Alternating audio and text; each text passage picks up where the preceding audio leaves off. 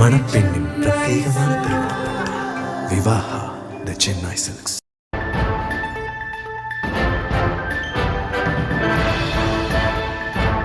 சக்தி திருமகன் முத்து குமரனை மறவே நான் மறவேன்.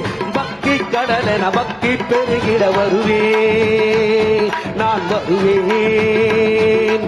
பரமனின் திருமகனே அழகிய தமிழ் மகனே, பரமனின் திருமகனே அழகிய தமிழ் மகனே, காண்பதெல்லாம் உனது முகம், அது ஆறுமுகம் காலமெல்லாம் உனது பலம் இருப்பார்.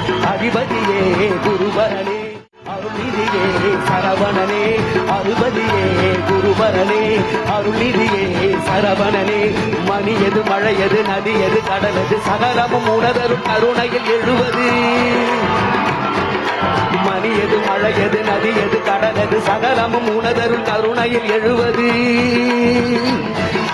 வருவாய் எங்கள் தளபதியே, வருவாய் எங்கள் வெற்றி கழகமே, வருவாய்.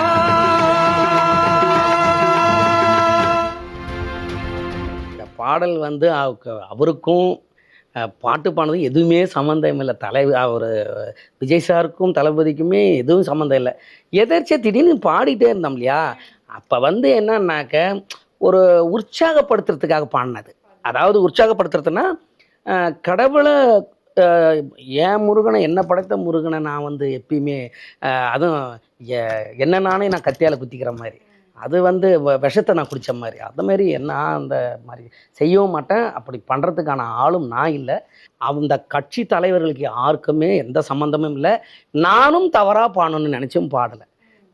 இது வந்து என்ன சொல்கிறது, ஒருவேளை அப்படி அவங்க ஏதாவது தவறாக நினச்சி நான் பாடிட்டேன்னு நினச்சாங்கன்னா அவங்களுக்கு எல்லாருக்கும் இந்த நேரத்தில் நான் மன்னிப்பு கேட்டுக்கிறேன். இந்த பாடல் வந்து அவருக்கும் பாட்டு பாடுறது எதுவுமே சம்மந்தம் இல்லை. அவர் விஜய் சாருக்கும் தளபதிக்குமே எதுவும் சம்மந்தம் இல்லை. எதர்ச்சியாக திடீர்னு பாடிட்டே இருந்தோம் இல்லையா, அப்போ வந்து என்னன்னாக்க ஒரு உற்சாகப்படுத்துறதுக்காக பாடினது. அதாவது உற்சாகப்படுத்துறதுன்னா கடவுளை என் முருகனை, என்னை படைத்த முருகனை நான் வந்து எப்பயுமே அதுவும் என்ன நானே நான் கத்தியால் குத்திக்கிற மாதிரி, அது வந்து விஷத்தை நான் குடித்த மாதிரி, அந்த மாதிரி நான் அந்த மாதிரி செய்யவும் மாட்டேன். அப்படி பண்ணுறதுக்கான ஆளும் நான் இல்லை. அந்த கட்சி தலைவர்களுக்கு யாருக்குமே எந்த சம்மந்தமும் இல்லை. நானும் தவறாக பாடணும்னு நினச்சும் பாடலை. இது வந்து என்ன சொல்கிறது, ஒருவேளை அப்படி அவங்க ஏதாவது தவறாக நினச்சி நான் பாடிட்டேன்னு நினச்சாங்கன்னா அவங்களுக்கு எல்லாருக்கும் இந்த நேரத்தில் நான் மன்னிப்பு கேட்டுக்கிறேன்.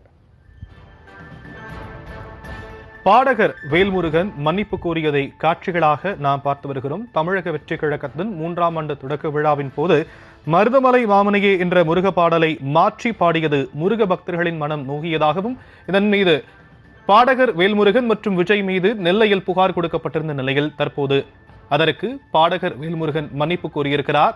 இதற்கும் தமிழக வெற்றி கழக தலைவர் விஜய்க்கும் சம்பந்தமில்லை எனவும் தானாகத்தான் இந்த பாடலை பாடியதாக அவர் தெரிவிப்பதை நாம் காட்சிகளாக பார்த்துக் கொண்டிருக்கிறோம்.